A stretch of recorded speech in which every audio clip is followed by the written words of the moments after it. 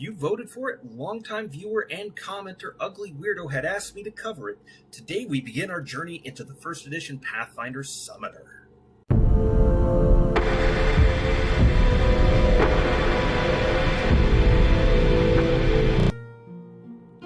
Hello everyone, and welcome back down here to the Gamer's Den with me, your host, Jordan, your master of lore and storyteller extraordinaire, here to talk to you today about the Pathfinder Summoner, where we are always going to have friends. Why? Because we are going to be able to make those friends anywhere and everywhere we go.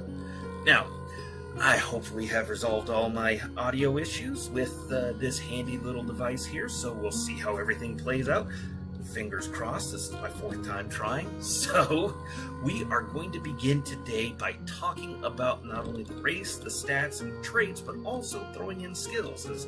As I mentioned before, trying to switch things up a little bit so that way we can have the number of episodes condensed down just a little bit more, but that may mean the individual length of each episode gets to be expanded a little bit, so I will try to maintain my focus and just go through every single thing bit by bit with minimal bits of rambling and going off down rabbit trails, but who knows where the human mind will end up wandering. Before we get into the Pathfinder Summoner, though, if you're new here to the channel, go on down there, hit the subscribe button, and become a regular member here at the Gamer's Den. Or if you've already gone on ahead and listed yourself on such an incredible roster of legendary heroes, then go on down there to hit the like button and share the video far and wide. But now, we'll actually start getting into the guide here. Just one thing to make note of, though.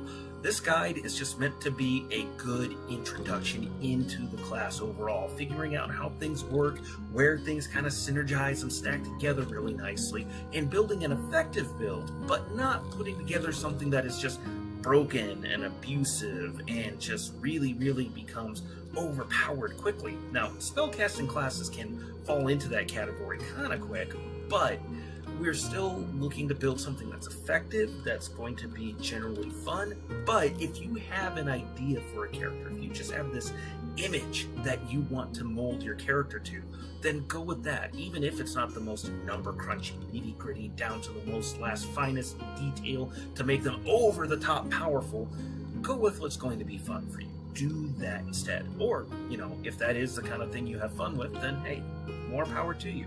Just go forth and have fun and, have good times. But now let's actually start getting into what we have on offer for you today. And to begin with, we want to pick out the race that we want to go with for our character overall. And they're a classic, they're a staple, they do good in whatever class you throw them into. It's humans. Humans get a +2 bonus to any stat, an extra feat, an extra skill point at first level, and every level after. For your favorite class bonus, you get to pick out either an extra hit point or one extra skill rank to give to your Eidolon, which can be huge. That can be a huge boon to a creature that we are going to be relying on to take part in all of the combat activities that our party may engage in. And the extra skill ranks can be handy as well too. Then we have half-elves. They also gain a +2 bonus to any stat. They're immune to sleep effects, have a +2 racial bonus to saves versus enchantment spells and effects. And given that summoners have good will saves overall, this is going to make you particularly effective in your defense against these particular items. For their favorite class bonus, they gain 1/4 of an evolution point per level for your Eidolon. So every 4 levels, you gain a full extra evolution point. Evolution points, while we are going to get more into those when we actually start talking about the Eidolon, suffice it to say they allow you to unlock other abilities or different features and forms for your Eidolon as you level up and progress, or possibly taking some of those features and adding them to yourself. But again, we'll talk about that later. Suffice it to say, that's an incredibly powerful favorite class bonus. Then lastly, we have a Saurian, which comes in with a +2 bonus to Constitution and Charisma, taking a -2 penalty to Intelligence, none of which hurts, all of which helps. You also gain a +2 natural armor bonus and a +2 racial bonus to Diplomacy, Intimidate, and Saves versus Fear. Now, Diplomacy and Intimidate, great skills, and the fact that they work off of Charisma, and we're building to have a good Charisma, and the Saurian gets a bonus to Charisma, makes that synergize and work together really nicely. Although bear in mind that Intimidate is not normally a class skill for the Summoner. However, for their favored class bonus, you're only getting a +1 bonus to hit points or skill ranks. Now, both of those are handy. As a summoner, we're not the toughest character around, especially since we're limited in the kinds of armor we can wear. And extra skill ranks for a class that is starved of them is going to be incredibly handy. But it's still not as effective as bonuses towards your Eidolon overall, like the previous two options will give you. However, just bear in mind that any race with a bonus to charisma is going to be helpful for your spellcasting, or any skills that are based on it, and the number of uses for your summon monster ability that you gain as you level. Then your constitution will also give you more hit points and a better fortitude save overall. And with those hit points, you can sacrifice those to prevent damage to your Eidolon and keep them in the fight for longer, as well as, keeping yourself alive in a fight. That's a fairly important thing to keep in mind.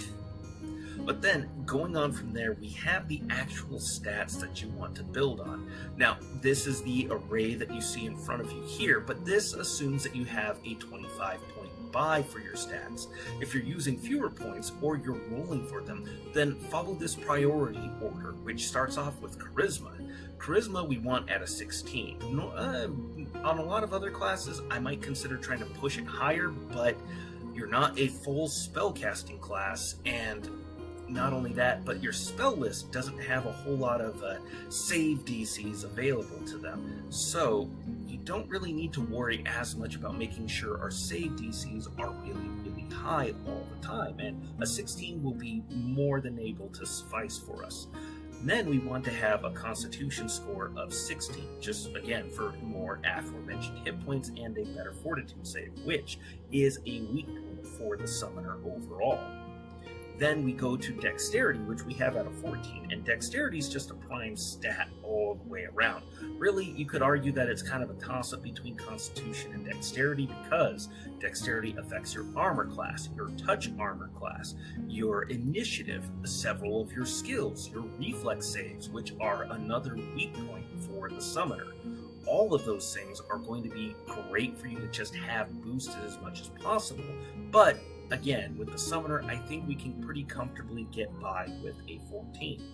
Now, the next two stats, we have wisdom and intelligence. Again, kind of a toss-up between these two, although I lean more with intelligence, or wisdom in this case, but we still have intelligence at about the same level there, at a 12, which is going to give you a +1 bonus out of each of these.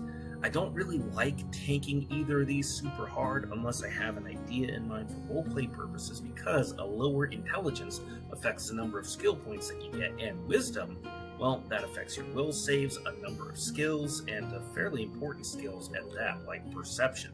Wildly, wildly important. The only stat that we can really comfortably say we are going to dumpster is strength. Now, push comes to shove, you can dumpster intelligence a little bit, but I wouldn't recommend doing it too far, too hard, just because, again, this is a skill point starved class. And then going on from there, we actually get into our traits for the summoner overall. And there were really only two that stood out to me particularly hard, and that was reactionary, which is a regular comer to each of these lists. This gives you a +2 trait bonus to initiative, which will stack with your dexterity score. It'll stack with improved initiative. It'll stack with so many other sources and really let you get your initiative put up higher and higher, which is going to be important. The other option, though, is just really cool, and it's summoner focused. It's twinned presence. This gives you a +1 trait bonus on intimidate checks and makes intimidate an actual class skill for you. If your Eidolon is within 30 feet and larger than you, you gain its size modifier on any intimidate checks that you make. So what this means for you is, because it's a class skill, the moment you put one skill rank into it, you get that +3 miscellaneous bonus to the skill. Then you also have the trait bonus, so we're already at a total +5 right there. With the charisma score of 16, you're getting another +3, so you're sitting at an 8. Or if you're a Saurian, then you're already going to be looking at a +9. And then, if your Eidolon is larger than you, you gain that size modifier on the skill. And this is before you make any rolls. So you could potentially be looking at a 10 or an 11 starting off the bat, or at least pretty close to it really, really, really quickly. Maybe not right off the bat, but you still get the idea. Very early on, you're going to have significant bonuses to Intimidate, which will allow you to interact and roleplay outside of combat with an effective mechanical means. So definitely worth thinking about and considering there. Then we come to skills, and the skills, like I said before, we are starred for skill ranks. You only get 2 plus your intelligence modifier per level, so at best you're looking at a +3, or if you're human, a +4 per level for your skill ranks each time. So yeah, definitely have to pick and choose here.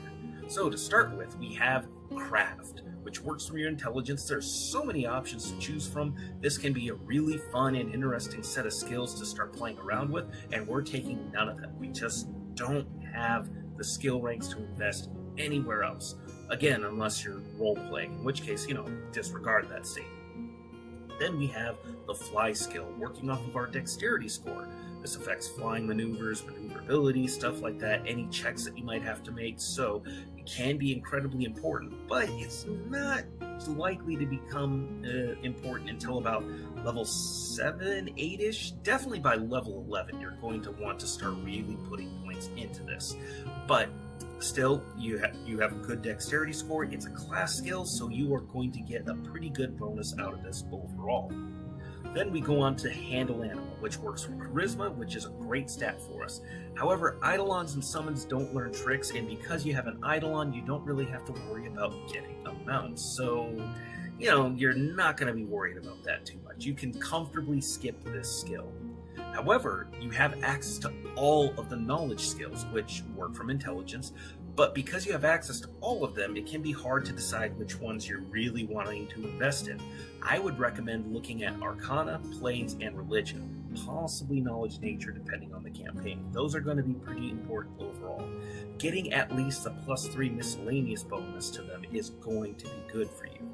But if you're having trouble deciding and you're really worried because you have a limited number of skill ranks, even if you disregard this guide and have an 18 in intelligence to start off with, you're still going to be kind of coming up short. So check with your DM, see if they're willing to give you some hints or advice, like say, normally it doesn't happen a whole lot, but knowledge geography might actually kind of be important for this campaign from time to time. It's vague enough that it doesn't give a whole lot of information away. It doesn't tell you when it'll be important or how, so you don't really know when to use it necessarily, but maybe you can come up with some creative ideas and boom, you just added in a great portion of information to the campaign and party overall. So definitely check with your DM, see what hints they're willing to give you that don't spoil things. So moving on from the knowledge skills, we come up to linguistics. Linguistics is another one that is interesting, but not going to be effective for us. This unlocks other additional languages for you to speak, and also, interestingly enough, is used to create and detect forgeries. Now, doesn't always come up super often unless your DM focuses on that, like I do sometimes a lot, but still, it can be flavorful, can be really cool, but again, we just don't have the skill points to really make this effective overall. Especially when we have options like Ride, which does work off of our dexterity, but our Eidolon will end up being big enough to ride, and that'll come in very, very handy for several different situations. Now, I'm not saying that this is important enough for you to put skill ranks into every level. You're not going to be doing a lot of combat maneuvers, but being attacked while you're on the back of your Eidolon might come up a bit, and Ride is going to play a big role in helping keeping you safe, potentially keeping you safe. Then we have the Spellcraft skill, which works from intelligence, and this is actually a pretty good skill, but it's used for identifying spells and items, so it's great, but poor intelligence score and low skill ranks really does kind of cripple this option overall. Again, probably one that you can invest in every now and then, but not something that I would necessarily focus on a whole heck of a lot. Unlike Use Magic Device, which works from Charisma, this greatly expands your abilities, allowing you to fake it well enough to start using magic items with abilities or spells that aren't on your spell list. So this really really does a lot to really open up your options. Can't be emphasized enough. This is probably one of the only skills I would say that is worth putting a point into every level, or at least every other level. And this will, because it's working off of charisma, you'll have a significant bonus to this very quickly, much like the Intimidate skill. Other skills I might consider looking at, well, again, Intimidate, especially if you go with Twin Presence, making Intimidate a class skill for you, definitely worth it investing in it at that point. But I would also consider looking at Perception. Perception works off of Wisdom, one of many reasons why we don't want to tank Wisdom too hard, and Perception is the most rolled skill in the game, so having some good bonuses to it will be helpful, but again, because it's not a class skill, you're missing out on that crucial +3 bonus, and chances are at least one or two of your other party members are going to have it as a class skill, so that can really make up for things quite a bit, depending on what you do with your Eidolon. Your Eidolon may have a decent perception score as well, but again, we'll talk about that later. And certainly, all the options discussed here, they're not the only way to go. We're focusing more on leaning into being a spellcaster, but if you're starting a campaign at later, higher levels, you can potentially end up really fundamentally changing your summoner build all the way around, depending on certain class abilities, which we will be talking about next time along with feats. But let me know your thoughts. Did you like today's video? Did you dislike it? Go on down to the comments below and let me know your thoughts. Hit those like or dislike buttons and we'll engage in discussion down below. And remember, if you're new here to the channel, go on down there, hit the subscribe button, and become a regular member here at the Gamers Den. But with all that said, I've been your host, Jordan, your Master of Lore and Storyteller Extraordinaire. Thank you all so very much for your time, and you all have yourselves a good night.